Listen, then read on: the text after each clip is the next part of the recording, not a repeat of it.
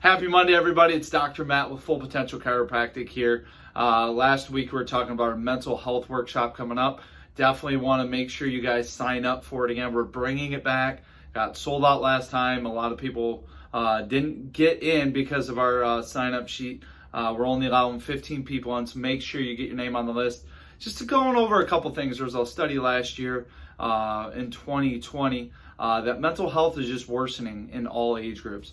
We've seen it in the office for sure, with all age groups coming in with some sort of mental health issue, and we want to make sure we do it the most natural way.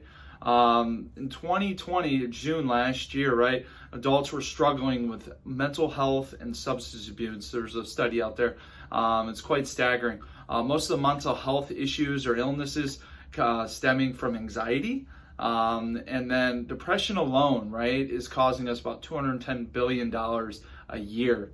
And then ultimately all this is leading to suicide, which is the second leading cause of death for the age group between, of adults from the past 10 to 35 years, which is huge.